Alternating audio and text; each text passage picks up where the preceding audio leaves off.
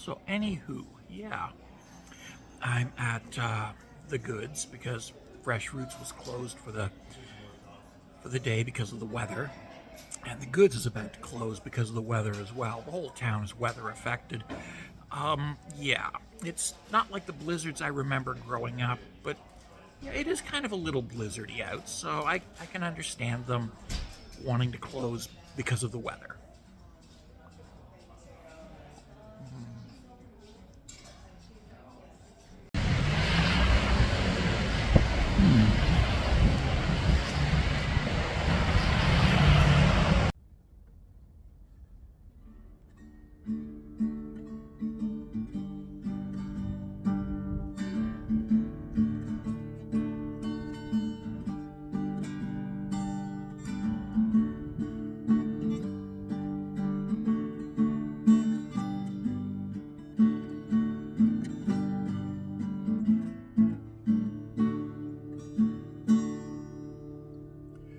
Good morning, ladies, gentlemen, and others who shall remain nameless. Yeah. Has anybody else noticed the recent threats by one Mr. Tucker Carlson, American right-wing commentator, talking about wanting to invade Canada? Has anybody else heard those threats? Back and let our biggest trading partner, the country with which we share the longest border, why should we let it become Cuba? Like, why don't we liberate it? We're spending all this money to liberate Ukraine from the Russians. Why are we not sending an armed force north to liberate Canada from Trudeau? And I mean it. And it's not like these threats are anything new. He's done them before. Be open to an argument in favor of invading and occupying Canada on human rights grounds. I'm not joking even a tiny bit. I think it's one of the darkest countries in the world.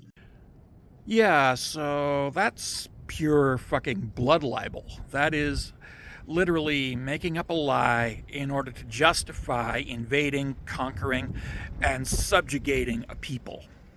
It is blood libel, and it is the most appalling blood libel that the Empire has used to justify their war against Canada to date. A war that technically hasn't started yet, but it's cause for every Canadian to be very, very concerned. Country. It's not even country. The government is murdering tens of thousands of its citizens every year. They're almost all white, and now they're going to be doing it to kids. And by the way, under the MAIDS program, they're harvesting the organs. Yeah, so you may have noticed that Tucker Carlson is lying shamelessly about the country in order to demonize the country, in order to justify a military invasion and takeover, and he also insinuates a regime change, that is to say, the removal of the legitimately elected government and its replacement with an American-appointed puppet, how shall we say this, El Presidente. And it would not surprise me one bit to learn that their choice of El Presidente might be, well, it might be Pierre Poilievre, who has made El Presidente for life. It might just as easily, however, be somebody like Paul Bernardo. Somebody who, yeah, making him El Presidente would be pretty much in keeping. Yeah, think about it. If Maple MAGA gets their way, you might be screaming, "Heil Bernardo!" at the beginning of every day in school, if you're allowed to go to school, because Paul Bernardo will be our El Presidente. That's a very real possibility if Maple MAGA gets their way and convinces Donald J. Trump to invade, annex, and impose a new government upon Canada.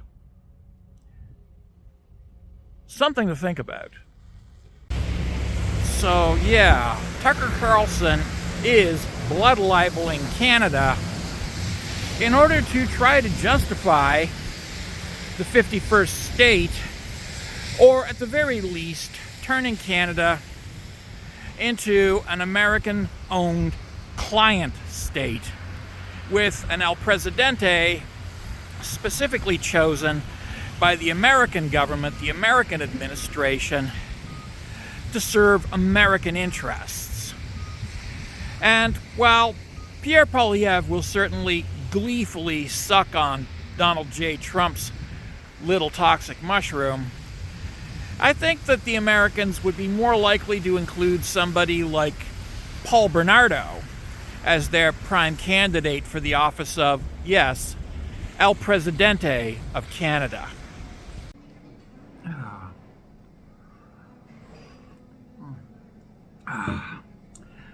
you may have noticed in Carlson's little smear fest that he alluded to the medically assisted dying program, the MAID program. And he alluded to it. He also lied shamelessly about it. First of all, claiming that it was created by the Liberals.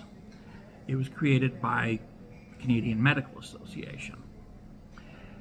And it was created when Stephen Harper, a Wild Rose conservative, was Prime Minister. So it was created during a conservative administration.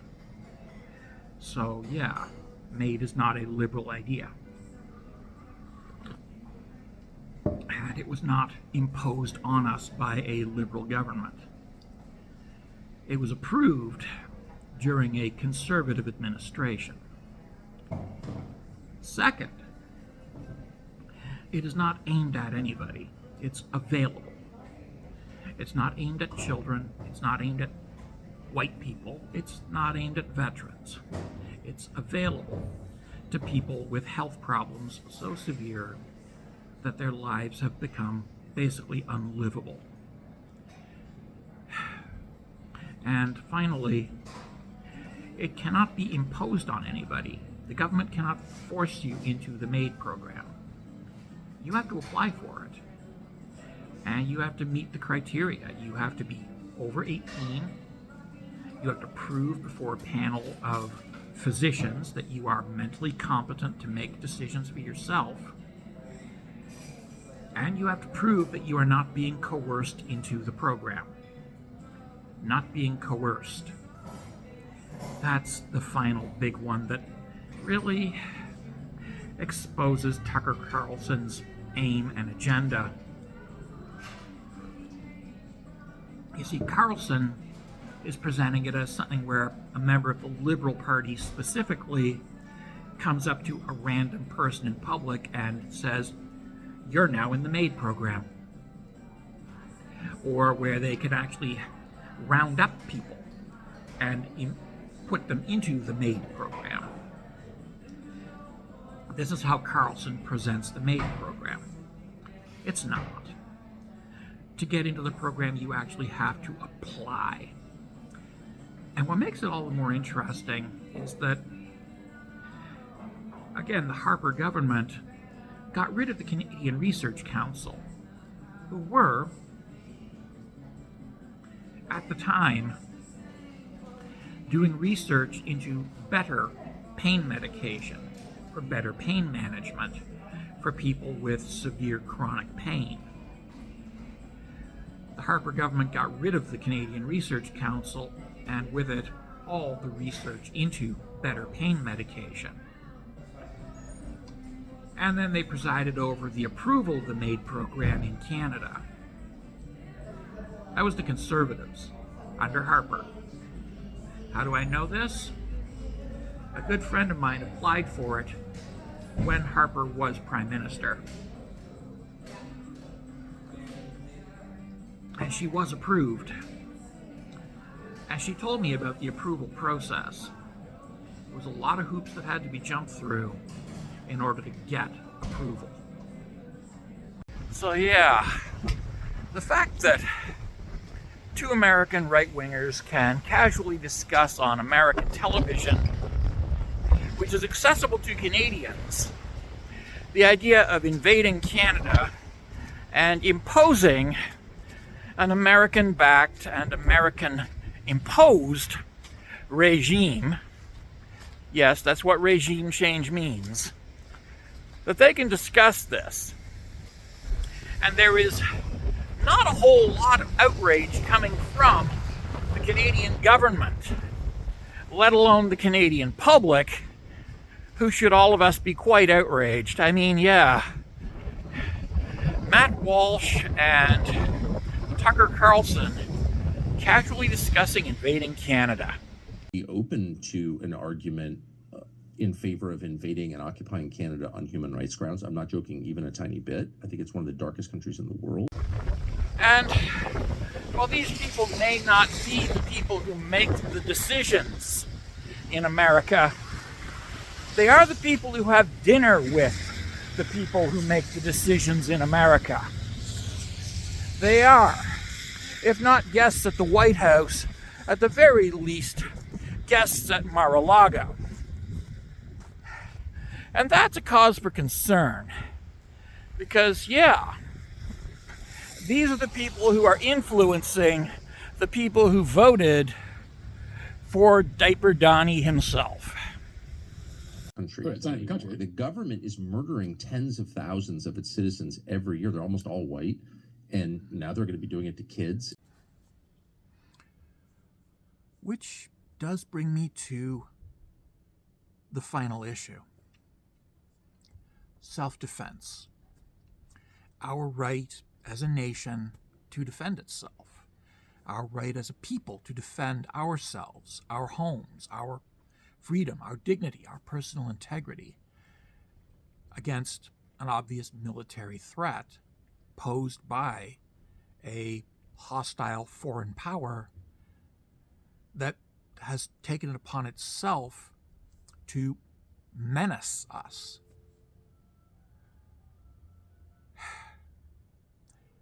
Our right to self-defense. That's something very important, and it's something I don't like having to think about, but at the end of the day, it is reality. It is reality. We will defend ourselves. We will fight. If you send your armies to invade our country, to occupy us, to impose upon us a government of your choosing, you will be facing millions of angry, irate Canadians who do not want to be invaded, do not want to be occupied, do not want to be subjected to a government of your choosing. Millions of defiant, patriotic Canadian citizens who, like myself, happen to own firearms. And while we're, for the most part, very discreet about it, preferring to keep them tucked away in safe places where they're out of reach of small children, the fact that we have them is something that you should really consider. I realize that your propaganda says that Canadians have no guns. But again, yeah. So before you decide to invade Canada, consider this. We don't want war. We don't like war. We like peace. And if you impose war upon us, we're going to be pissed. We're going to be very upset, very angry, very unhappy with you. And after we're done kicking the ever-living shit out of your armies, we will introduce them to the benefits of universal public health care as we patch them back up before sending them back home. But before we get to that part, we are going to take out our frustrations on them. And that is all on you. That's not our choice. You choose war against Canada. You have to accept the consequences of that choice. In any case, I would prefer there be peace. And I would prefer that you keep your armies out of our country. Because that's how you get peace.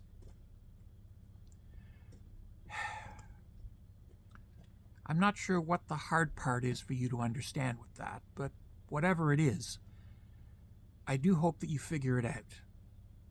And do so quickly, before you make the big mistake that you do seem to be leaning towards. Which is, yes, attacking Canada.